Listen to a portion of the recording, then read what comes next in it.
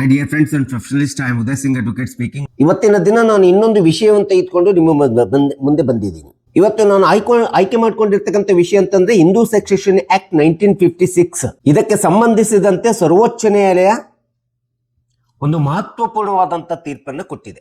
So ಈ ಒಂದು ತೀರ್ಪಿನ ಬಗ್ಗೆ ನಾನು ಈ ವಿಡಿಯೋ ಮೂಲಕ ಒಂದಿಷ್ಟು ತಿಳಿಸ್ಲಿಕ್ಕೆ ಪ್ರಯತ್ನ ಮಾಡ್ತಾ ಇದ್ದೀನಿ.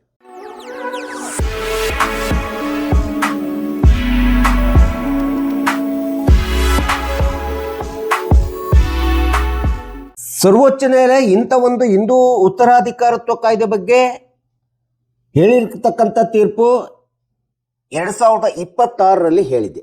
ಅಂಥದ್ದೊಂದು ಪ್ರಕರಣ ಅಂತಂದ್ರೆ SLP ಸಿವಿಲ್ ಅಪೀಲ್ ನಂಬರ್ 13222/2026 ದಾರುಬಾಯಿ ಮತ್ತು ಇತರರು ವಿರುದ್ಧ ಕಮಲಾಬಾಯಿ ಮತ್ತು ಇತರರ ಎಂಬತಕ್ಕಂಥ ಪ್ರಕರಣದೊಳಗಡೆ ಈ ಒಂದು ತೀರ್ಪನ್ನ ಕೊಟ್ಟಿರ್ತಕ್ಕಂಥದ್ದು ನಾವು ನೋಡ್ತಾ ಇದ್ದೀವಿ.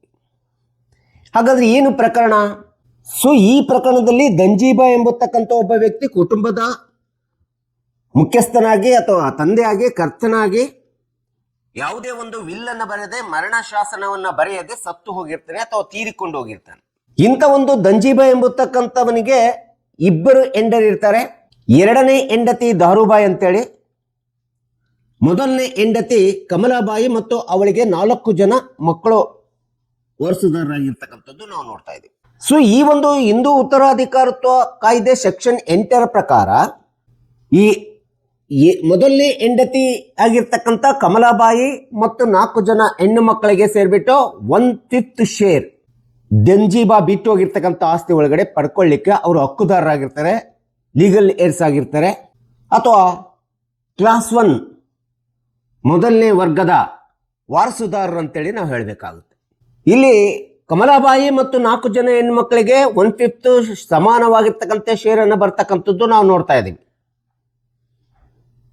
ಹಿಂದೂ ಸಕ್ಸೆಷನ್ ಆಕ್ಟ್ ಸೆಕ್ಷನ್ 8 ಅನ್ನು ನಾವು ಇಲ್ಲಿ ಅನ್ವಯ ಮಾಡಬೇಕಾಗುತ್ತೆ. ಆದರೆ ದಂಜೀಬಾನ ಎರಡನೇ ಹೆಂಡತಿ ಆಗಿರ್ತಕ್ಕಂಥ ದಾರುಬಾಯಿ ಎಂಬತಕ್ಕಂಥವಳು ನಾನು ಕುಟುಂಬದ ಕರ್ತೆ ಅಂತೇಳ್ಬಿಟ್ಟು ಮತ್ತು ಕುಟುಂಬದ ಲೀಗಲ್ ನೆಸೆಸಿಟಿಗೆ ಅಂತೇಳಿ, ಕಾನೂನು ಅಗತ್ಯತೆಗೆ ಅಂತೇಳ್ಬಿಟ್ಟು ಇಡೀ ಒಂದು ಕುಟುಂಬದ ಆಸ್ತಿ ಒಳಗಡೆ ಒಂದು ಭಾಗದ ಆಸ್ತಿಯನ್ನ ಥರ್ಡ್ ಪರ್ಸನ್, ಮೂರನೇ ವ್ಯಕ್ತಿಗೆ ಮಾರಾಟವನ್ನ ಮಾಡಿಬಿಡ್ತಾರೆ. ಈ ರೀತಿ ಎರಡನೇ ಹೆಂಡತಿ ದಂಜೀಬಾನ ಎರಡನೇ ಹೆಂಡತಿ ಕುಟುಂಬದ ಒಂದು ಭಾಗದ ಆಸ್ತಿಯನ್ನ ಮೂರನೇ ವ್ಯಕ್ತಿಗೆ ಮಾರಾಟ ಮಾಡಿದ್ದನ್ನ ಪ್ರಶ್ನಿಸಿಬಿಟ್ಟು 4 ಜನ ಹೆಣ್ಣು ಮಕ್ಕಳು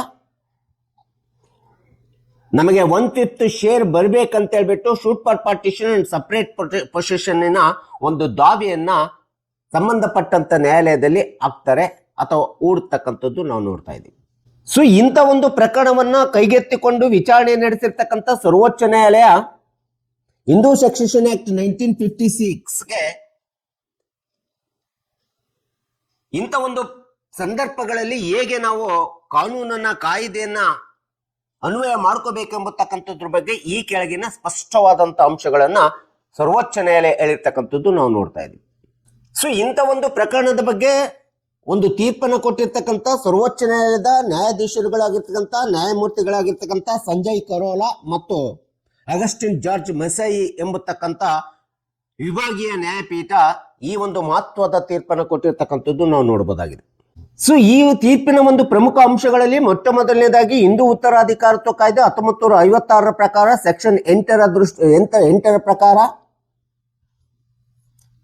ಯಾವುದೇ ಒಂದು ವಿಲ್ಲನ್ನು ಬರೆಯದೆ, ಮರಣಶಾಸನವನ್ನು ಬರೆಯದೆ ಒಂದು ಕುಟುಂಬದ ತಂದೆ ಅಥವಾ ವ್ಯಕ್ತಿ ಆ ಆಸ್ತಿಯನ್ನು ಬಿಟ್ಟು ಹೋದಂತ ಸಂದರ್ಭದಲ್ಲಿ ಅಂತ ಒಂದು ಆಸ್ತಿ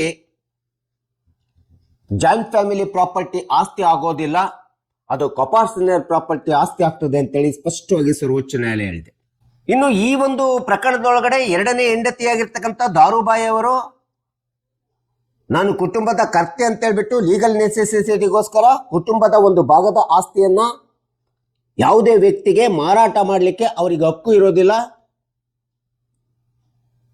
ಅಥವಾ ಇತರೆ ವಾರಸುದಾರರ ಪಾಲಿನ ಹಕ್ಕನ್ನಾಗ್ಲಿ ಮಾರಾಟ ಮಾಡಲಿಕ್ಕೆ ಅವರಿಗೆ ಯಾವುದೇ ವಿಧವಾದಂತ ಅಧಿಕಾರವಿಲ್ಲ, ಹಕ್ಕಿಲ್ಲ, ಕಾನೂನುಬದ್ಧ ಅಧಿಕಾರ ಇಲ್ಲ ಅಂತೇಳಿ ಸರ್ವೋಚ್ಚ ನ್ಯಾಯಾಲಯ ಹೇಳ್ತಾ ಇದೆ. ಸೊ ಹೀಗೆ ಹಿಂದೂ ಉತ್ತರಾಧಿಕಾರತ್ವ ಕಾಯ್ದೆಯ ಪ್ರಕಾರ ಸೆಕ್ಷನ್ 8 ಅನ್ನು ಅನ್ವಯ ಮಾಡಿ ಯಾವುದೇ ಒಂದು ಆಸ್ತಿಯನ್ನ ಕುಟುಂಬದೊಳಗಡೆ ಹಂಚಿಕೆ ಮಾಡಿಕೊಂಡಾಗ ಆ ಒಂದು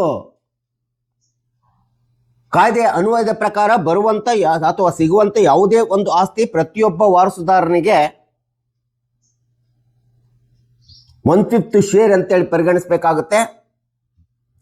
ಅಂತ ಒಂದು ಹಂಚಿಕೆ ಆದಂತ ವಿಭಾಗವಾದಂತ ಆಸ್ತಿಯನ್ನ ಯಾವತ್ತಿಗೂ ಯಾವಾಗಲೂ ಸಹ ಜಾಯಿಂಟ್ ಫ್ಯಾಮಿಲಿ ಪ್ರಾಪರ್ಟಿ ಅಂತೇಳಿ ಮಾನ್ಯ ಮಾಡೋರು ಸಾಧ್ಯವಿಲ್ಲ ಅಂತ ಹೇಳ್ಬಿಟ್ಟು ನ್ಯಾಯಾಲಯ ಹೇಳ್ತಾ ಇದೆ. ಯಾವಾಗ ಸೆಕ್ಷನ್ 8ರ ಪ್ರಕಾರ ಯಾವುದೇ ಒಂದು ಕುಟುಂಬದ ಆಸ್ತಿ ವಿಭಾಗ ಆಗಿದೆ, ಹಂಚಿಕೆ ಆಗಿದೆ ಅಂದ ತಕ್ಷಣ ಅಲ್ಲಿ ಕರ್ತ ಅಥವಾ ಕುಟುಂಬದ ಮುಖ್ಯಸ್ಥ ಎಂಬತಕ್ಕಂತ ಪ್ರಶ್ನೆ ಕಲ್ಪನೆ ಉದ್ಭವಿಸುವುದಿಲ್ಲ ಎಂಬತಕ್ಕಂಥದ್ದನ್ನ ಮಾನ್ಯ ನ್ಯಾಯಾಲಯ ಒತ್ತಿ ಹೇಳಿದೆ. ಸೊ ಒಂದು ವೇಳೆ ಇಂಥ ಆಸ್ತಿ ತಂದೆಯಿಂದ ಬಂದಿದ್ದರೂ ಸಹ ಆ ಒಂದು ಆಸ್ತಿಗೆ ಮನೆಯ ಯಾವುದೋ ಒಬ್ಬ ವ್ಯಕ್ತಿ, ಅದು ಅಣ್ಣ ಇರ್ಬೋದು, ತಮ್ಮ ಇರ್ಬೋದು, ತಂಗಿ ಇರ್ಬೋದು, ಚಿಕ್ಕಮ್ಮ ಇರ್ಬೋದು, ಇನ್ಯಾವುದೋ ಒಬ್ಬ ವ್ಯಕ್ತಿ ಇಡೀ ಒಂದು ಕಪಾರ್ಸಿನೇಟ್ ಪ್ರಾಪರ್ಟಿಗೆ ಅಂತ ಒಂದು ವಾರಸುದಾರರ ಆಸ್ತಿಗೆ ಒಬ್ಬನೇ ಯಜಮಾನ ಅನ್ನಿಸಿಕೊಳ್ಳಲು ಅಥವಾ ಒಬ್ಬನೇ ಕರ್ತ ಅಂತೇಳಿ ಅನಿಸ್ಕೊಳ್ಳಲು ಸಾಧ್ಯವಿಲ್ಲ ಎಂಬತಕ್ಕಂಥದ್ದನ್ನ ಇಲ್ಲಿ ಕಾನೂನು ಹೇಳ್ತಾ ಇದೆ, ಮಾನ್ಯ ನ್ಯಾಯಾಲಯ ಸ್ಪಷ್ಟಪಡಿಸಿದೆ. ಸೊ ಈ ಪ್ರಕರಣದಲ್ಲಿ ಎರಡನೇ ಹೆಂಡತಿಯಾಗಿರ್ತಕ್ಕಂಥ ದಾರುಬಾಯಿ ಎಂಬತಕ್ಕಂಥವಳು ಏನು ತನ್ನ ಕುಟುಂಬದ ಬರ್ತಕ್ಕಂಥ ಆಸ್ತಿ ಒಳಗಡೆ 1/5 ಶೇರ್ ಅಂತ ಏನ್ ಬರ್ತದೆ, ಆ 1/5 ಶೇರ್ ಒಳಗಡೆ ತನಗೆ ಬಂದಿರತಕ್ಕಂಥ ಆಸ್ತಿಯ ಹಕ್ಕನ್ನ, ತನಗೆ ಬಂದಿರತಕ್ಕಂಥ ಪಾಲಿನ ಹಕ್ಕನ್ನ ಮಾರಾಟ ಮಾಡಲಿಕ್ಕೆ ಮಾತ್ರ ಅವಳಿಗೆ ಅಧಿಕಾರ ಇದೆ, ಹಕ್ಕಿದೆ ಅಂತೇಳಿ ಸರ್ವೋಚ್ಚ ನ್ಯಾಯಾಲಯ ಹೇಳಿದೆ. ಆದರೆ ಯಾವುದೇ ವಿಧವಾದಂಥ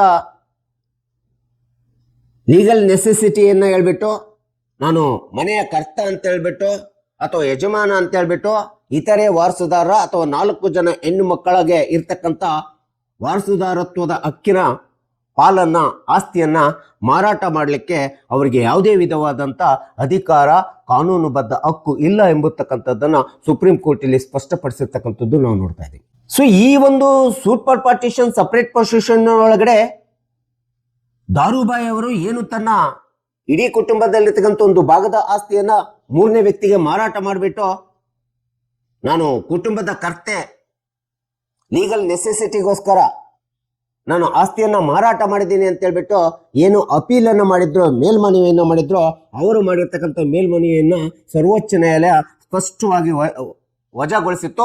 ಇದಕ್ಕಿಂತ ಮೊದಲು ಈ ಮೇಲ್ಮನವಿ ಬಾಂಬೆ ಹೈಕೋರ್ಟ್ನಲ್ಲಿತ್ತು.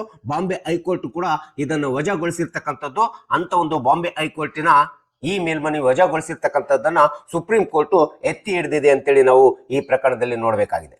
ಈ ಒಂದು ಪ್ರಕರಣ ಸುಮಾರು 5 ದಶಕಗಳ ಕಾಲ ನಡೆದ್ಬಿಟ್ಟು ಇಂಥ ಒಂದು ಪ್ರಕರಣಕ್ಕೆ ಸುಪ್ರೀಂ ಕೋರ್ಟ್, ಸರ್ವೋಚ್ಚ ನ್ಯಾಯಾಲಯ ತನ್ನದೇ ಆಗಿರ್ತಕ್ಕಂಥ ಅಂತಿಮವಾದಂಥ ತೀರ್ಪನ್ನ ಕೊಟ್ಟಿರ್ತಕ್ಕಂಥದ್ದು ನಾವು ನೋಡ್ತಿದ್ದೀವಿ. ಈ 4 ಜನ ಹೆಣ್ಣು ಮಕ್ಕಳು ವಾರಸುದಾರರಾಗಿರ್ತಾರೆ ಮತ್ತು ಅವರ ತಾಯಿಂದರು ತೇರ್ಬಿಟ್ಟು 1/5 ಶೇರು ಇವರಿಗೆ ಬರ್ತದೆ ಎಂಬತಕ್ಕಂಥ 4 ಜನ ಹೆಣ್ಣು ಮಕ್ಕಳ ಆಸ್ತಿಯ ಪಾಲನ್ನ ಪಡ್ಕೊಳ್ಳಿಕ್ಕೆ ಅರ್ಹರಾಗಿದ್ದಾರೆ ಮತ್ತು ಅವರ ಆಸ್ತಿಯ ಸಂರಕ್ಷಣೆಯನ್ನ ಇಲ್ಲಿ ಸುಪ್ರೀಂ ಕೋರ್ಟ್ ಮಾಡಿರ್ತಕ್ಕಂಥದ್ದನ್ನ ನಾವು ಕಾಣಬಹುದಾಗಿದೆ. ಒಟ್ಟಾರೆ ಈ ಪ್ರಕರಣದಲ್ಲಿ ನಾವು ತಿಳ್ಕೊಳ್ಬೇಕಾಗಿರ್ತಕ್ಕಂಥ ಅಂಶ ಅಂತಂದ್ರೆ, ಯಾವುದೇ ಒಂದು ಕುಟುಂಬದ ತಂದೆ ಆಗಿರ್ಬೋದು,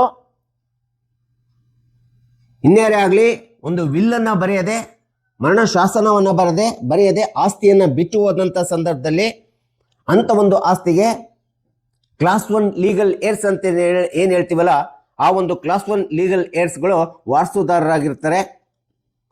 ಅವರಿಗೆ ಮಾತ್ರ ಕಾನೂನುಬದ್ಧವಾದಂಥ ಹಕ್ಕು ಇರ್ತದೆ ಎಂಬತಕ್ಕಂಥದ್ದನ್ನ ಸುಪ್ರೀಂ ಕೋರ್ಟ್ ಸ್ಪಷ್ಟಪಡಿಸಿದೆ. ಸೊ ಇಂಥ ಒಂದು ಆಸ್ತಿಯ ವಿಭಜನೆ, ಹಂಚಿಕೆ ಅಥವಾ ದಾವೆ ಅಥವಾ ಪ್ರಕರಣ ಉಂಟಾದಂಥ ಸಂದರ್ಭದೊಳಗಡೆ ಕುಟುಂಬದ ಯಾವುದೋ ಒಬ್ಬ ವ್ಯಕ್ತಿ ಇಡೀ ಒಂದು ಕುಟುಂಬದ ಆಸ್ತಿಗೆ ಕರ್ತನಾಗಲು ಸಾಧ್ಯವಿಲ್ಲ ಮತ್ತು ಇಡೀ ಒಂದು ಕುಟುಂಬದ ಆಸ್ತಿಯ ಮೇಲೆ ಅವನೊಬ್ಬನಿಗೆ ಹಕ್ಕಿರೋದಿಲ್ಲ. ಎಲ್ಲ ವಾರಸುದಾರರಿಗೂ ಸಹ ಅವರದೇ ಆದಂಥ ಪ್ರತ್ಯೇಕವಾದಂಥ ಸ್ವತಂತ್ರವಾದಂಥ ಸ್ವಾಯತ್ತತೆಯಿಂದ ಕೂಡಿರ್ತಕ್ಕಂಥ ಹಕ್ಕು ಇರ್ತದೆ ಎಂಬತಕ್ಕಂಥದ್ದನ್ನ ಗಮನ ಇಟ್ಕೋಬೇಕಾಗುತ್ತೆ. ಹೀಗಾಗಿ ಕುಟುಂಬದಲ್ಲಿ ಬರತಕ್ಕಂಥ ತಂದೆ ಆದಂಥವನು ಯಾವುದೇ ವಿಲ್ಲನ್ನು ಬರೆಯದೆ ಸತ್ತು ಹೋದಂಥ, ತೀರಿಕೊಂಡು ಹೋದಂಥ ಸಂದರ್ಭದಲ್ಲಿ ಇತರೆ ವಾರಸುದಾರರ ಕನ್ಸಂಟ್ ಇಲ್ಲದೆ, ಒಪ್ಪಿಗೆ ಅಥವಾ ಸಮ್ಮತಿ ಇಲ್ಲದೆ ಅವರ ಪಾಲಿನ ಹಕ್ಕನ್ನ ಯಾವುದೇ ಕಾರಣಕ್ಕೂ ಮಾರಾಟ ಮಾಡಲಿಕ್ಕೆ ಕುಟುಂಬದ ಇತರೆ ಯಾವುದೇ ಸದಸ್ಯನಿಗೆ ಹಕ್ಕು ಇರುವುದಿಲ್ಲ ಎಂಬತಕ್ಕಂಥದ್ದನ್ನ ಸರ್ವೋಚ್ಚ ನ್ಯಾಯಾಲಯ ಈ ಒಂದು ಪ್ರಕರಣದಲ್ಲಿ ಸ್ಪಷ್ಟಪಡಿಸಿರ್ತಕ್ಕಂಥದ್ದನ್ನ ನಾವಿಲ್ಲಿ ಕಾಣ್ಬೋದಾಗಿದೆ. ಸೊ ಹೀಗಾಗಿ ಈ ಮೇಲೆ ಹೇಳಿರ್ತಕ್ಕಂಥ ಈ ಒಂದು ಪ್ರಕರಣದಲ್ಲಿ ಹೇಳಿರ್ತಕ್ಕಂಥ ಸರ್ವೋಚ್ಚ ನ್ಯಾಯಾಲಯದ ಪ್ರಮುಖ ಅಂಶಗಳನ್ನ ನಾವು ಗಮನದಲ್ಲಿ ಇಟ್ಕೊಂಡ್ಬಿಟ್ಟು ಹಿಂದೂ ಸಕ್ಸೆಷನ್ ಆಕ್ಟ್ 1956ನ ಒಂದು ಕಾನೂನು ಕಾಯ್ದೆ ಪ್ರಕಾರ ಯಾವುದೇ ಒಂದು ಕುಟುಂಬದ ಸದಸ್ಯರುಗಳು ತಮ್ಮ ಆಸ್ತಿಯನ್ನು ಹಂಚಿಕೆ ಮಾಡ್ಕೋಬೇಕಾದ್ರೆ ಈ ಎಲ್ಲ ಗಮನವನ್ನು ಹರಿಸಬೇಕಾಗುತ್ತೆ. ಸೊ ಹೀಗಾಗಿ ಇಂಥ ಒಂದು ಐತಿಹಾಸಿಕವಾಗಿರ್ತಕ್ಕಂಥ ತೀರ್ಪನ್ನ ಸರ್ವೋಚ್ಚ ನ್ಯಾಯಾಲಯ ಒಟ್ಟು ಕುಟುಂಬದ ಆಸ್ತಿ ತಂದೆ ಬಿಟ್ಟು ಹೋದಂಥ ಸಂದರ್ಭದಲ್ಲಿ ಅದು ಎಲ್ಲ ಮಕ್ಕಳಿಗೂ ಸಹ ಪ್ರತ್ಯೇಕವಾದಂಥ ಸ್ವತಂತ್ರಯುತವಾದಂಥ ಕಾನೂನುಬದ್ಧ ಹಕ್ಕಿರ್ತದೆ. ಅಂತ ಒಂದು ಅವರ ಪಾಲಿನ ಶೇರನ್ನ ಅವರ ಸಮ್ಮತಿ ಇಲ್ಲದೆ, ವಾರಸುದಾರ ಒಪ್ಪಿಗೆ ಇಲ್ಲದೆ ಯಾವುದೇ ಒಬ್ಬ ಇನ್ನೊಬ್ಬ ಕುಟುಂಬದ ಸದಸ್ಯ ಮಾರಾಟ ಮಾಡಲಿಕ್ಕೆ ಹಕ್ಕು ಇಲ್ಲ, ಕಾನೂನು ಅಧಿಕಾರ ಇಲ್ಲ ಎಂಬತಕ್ಕಂಥದ್ದನ್ನ ಇಲ್ಲಿ ಸರ್ವೋಚ್ಚ ನ್ಯಾಯಾಲಯ ಹೇಳಿರ್ತಕ್ಕಂಥದ್ದು ನಾವು ನೋಡ್ತಾ ಇದ್ದೀವಿ. ಹೀಗಾಗಿ ಈ ಎಲ್ಲ ಅಂಶಗಳನ್ನ ಗಮನದಲ್ಲಿಟ್ಕೋಬೇಕು, ಕುಟುಂಬದ ಸದಸ್ಯರು ತಿಳ್ಕೋಬೇಕೆಂಬತಕ್ಕಂಥ ಪಕ್ಷಕಾರರು, ಸಾರ್ವಜನಿಕರು ತಿಳ್ಕೋಬೇಕೆಂಬತಕ್ಕಂಥ ಹಿನ್ನೆಲೆಯನ್ನು ಇಟ್ಕೊಂಡು ನಾನು ಈ ವಿಡಿಯೋನ ಮಾಡಿದ್ದೀನಿ. ದಯವಿಟ್ಟು ನನ್ನ ವಿಡಿಯೋ ಇಷ್ಟ ಆಗಿದ್ರೆ ಶೇರ್ ಮಾಡಿ, ಲೈಕ್ ಮಾಡಿ, ಕಮೆಂಟ್ ಮಾಡಿ ಮತ್ತು ನನ್ನ ಚಾನಲ್ಗೆ ಇನ್ನೂ ಯಾರ್ಯಾರು ಸಬ್ಸ್ಕ್ರೈಬ್ ಆಗಿಲ್ಲ ನೀವೆಲ್ಲರೂ ಸಬ್ಸ್ಕ್ರೈಬ್ ಆಗಬೇಕಂತ ಕೇಳ್ಕೊಳ್ತಾ ಇವತ್ತಿನ ವಿಷಯಕ್ಕೆ ವಿರಾಮ ಹೇಳ್ತೀನಿ. ನಾನು ಇನ್ನೊಂದು ವಿಷಯ ತೆಗೆದುಕೊಂಡು ನಿಮ್ಮ ಮುಂದೆ ಬರ್ತೀನಿ. ಜೈ ಹಿಂದ್, ಜೈ ಕರ್ನಾಟಕ.